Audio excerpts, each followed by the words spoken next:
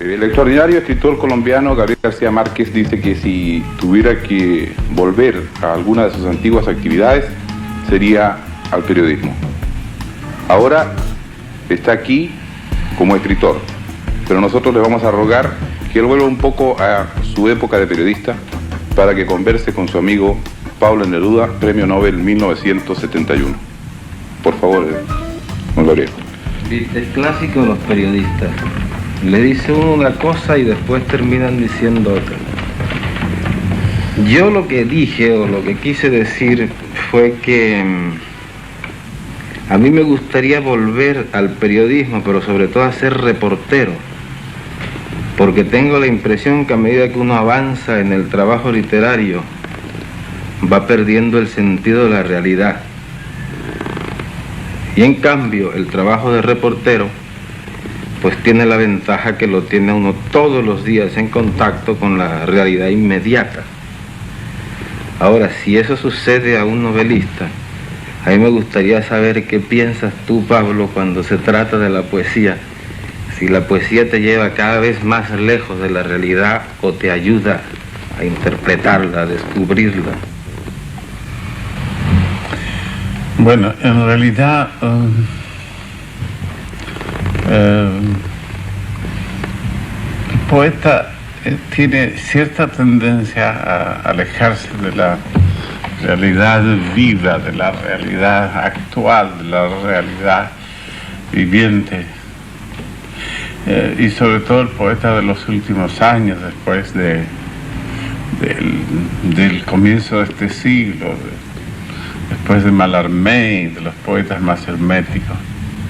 Pero yo he envidiado, personalmente, la condición del novelista que tiene, de alguna manera o de otra, ese acceso directo al relato, a contar cosas que se ha abandonado en la poesía, que era una fuente de poesía cuando la poesía se llamaba, ya nunca más ha vuelto a tener ese apellido, poesía épica. Yo he tenido cierta tendencia a la poesía épica y he tenido siempre envidia de los novelistas que cuentan tantas cosas. Y si en algún escritor, y espero que me perdone todo el mundo y tú mismo de que estés aquí presente, se reúnen esa indagación o sumersión en la realidad viva y en la realidad mágica, uno de los novelistas que da el ejemplo en eso es Gabriel García Márquez, con quien estoy hablando en este momento. Bueno, fíjate que yo siento, no sé si es una cuestión de vocación o es un proceso de evolución que va uno sufriendo, pero yo tengo la tendencia verdaderamente a ir convirtiendo el relato, la novela, en poesía, casi en lo que estoy haciendo ahora y casi como una aspiración de mi trabajo, es el de encontrar más bien soluciones poéticas que soluciones narrativas. Ahora, lo que no sé es a dónde nos va a conducir toda esta conversación, porque es absolutamente falsa y hecha para la televisión, ¿verdad? No tan falsa como crees. Y yo, en muchas épocas de mi vida, yo me fui convirtiendo en mi trabajo, en todo lo contrario, en buscar el modo de contar algo, de contar cuentos.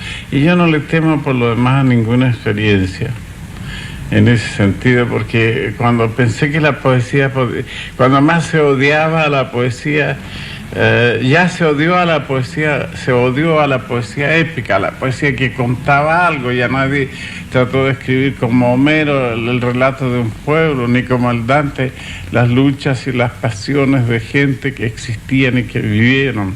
Ya nadie lo quiso hacer más, y yo no le tuve miedo a eso, sin ser ni Homero ni Dante. Pero también se odió la poesía didáctica, la que enseñaba algo. Yo me propuse hacerlo, me propuse que se enseñaran a hacer cosas con mi poesía. el que tú vayas siendo arrastrado por tu propio temperamento y por tus propios cambios hacia la poesía, y yo lo pueda hacer hacia la novelística, son partes del desarrollo de un escritor, porque hay que meterse en todos los rincones y hay que hacerlo todo como un reporter, como tú decías. Ahora, pues entonces yo creo que nosotros podemos llegar, tú como poeta y yo como novelista, y en general los poetas como poetas y los novelistas como novelistas, podemos llegar a una coexistencia pacífica. Un acuerdo, en el sentido de que los poetas sean cada vez más narradores y los novelistas seamos cada vez más poetas, y no vayamos a pelear por eso, sino que todos seamos muy amigos y nos pongamos tan contentos como estoy yo ahora cuando te han dado a ti el premio Nobel, nos pongamos tan contentos los novelistas de que le dé el premio Nobel a un poeta, como espero que te pondrás tú contento cuando me lo den a mí, porque tengo la impresión de que como van las cosas y con todo lo que andas diciendo de mí, estás influyendo demasiado sospechosamente sobre la Academia Sueca. Sospechosamente para nadie y para mí tampoco, porque te merecerías todo por tu gran trabajo. Pero volviendo al tema ese de que nos estamos cambiando de tema, yo he tenido envidia a los novelistas y te lo digo. Yo me he sentido siempre incapaz de relatar en prosa las cosas. Y la prueba está es que siempre ando pensando, ay, ¿cómo encontrar a un novelista para contarle este cuento? Y como tú siempre te las arreglas para vivir por allá, por Colombia o por Barcelona, entonces no te puedo agarrar para contarte algo que acabo de saber, que acabo de ver. Pero es curioso que cada vez que comemos o que nos encontramos, tú cuentas unas historias que son estupendas, que bastaría ponerles un micrófono para que ya estuvieran escritas y fueran un relato magnífico. Si tú vieras y le pusiéramos de verdad el micrófono, verías como que quedarían de pésimas y nadie las quisiera leer, porque no tengo dedos para piano, como se dice. Y en cambio, yo te digo francamente, para mí la poesía sí tiene dificultades y tiene, como cualquier oficio, todas sus interrupciones, sus problemas. Yo me siento nadando como un pez en el agua dentro de ese río, pequeño océano que es la poesía, y se puede difícilmente salir. Por algo existen los géneros, y por algo se ha diversificado, pero en el fondo, como te digo, yo he tenido yo leo novelas, soy un lector de novelas, de todas las novelas, y mastico novelas, y leo las novelas poéticas que se escribieron antes de las que las escribas tú, como Le Grand Monde, o leo las novelas realistas como Solá, y al mismo tiempo leo novelas policiales por docenas. Y verdaderamente no se puede prescindir de la novela. Nadie piensa, y a mí me parece muy extraño, por ejemplo, que una persona al tomar un tren vaya y se compre uno de mis libros. No pienso que sea natural.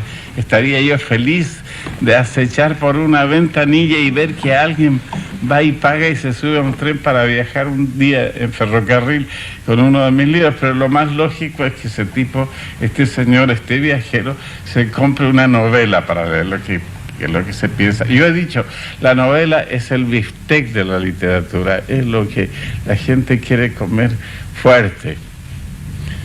Bueno. ¿Y la poesía qué vendría siendo entonces?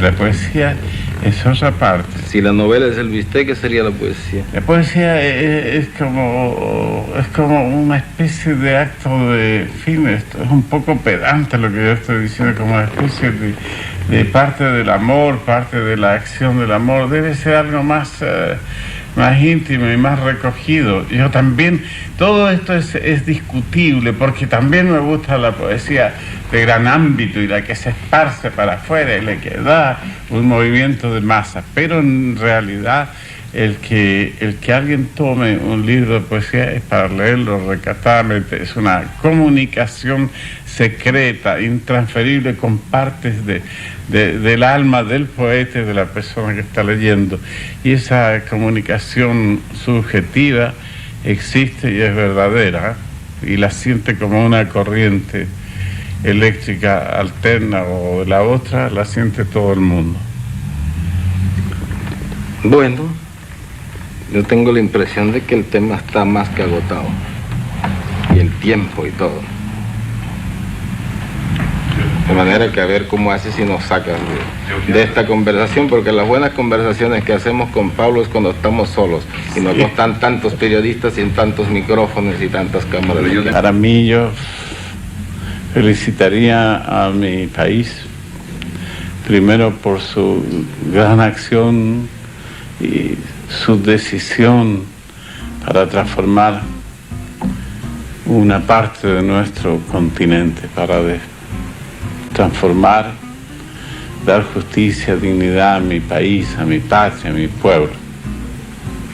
Bueno, yo creo que estamos terminando y como primicia para los chilenos que me escuchan, quiero hacer hablar también a un nuevo personaje. No solo tú y yo debemos conversar aquí, sino que voy a presentar a la última fiera que traigo del África. Un león auténtico, y le preguntaremos algo. ¿Quién piensas de estos dos tíos que acaban de hablar tanto, de estos dos señores? Se ha quedado callado. Ha sido más sabio. Es un silencio muy expresivo, Ha sido más sabio que nosotros.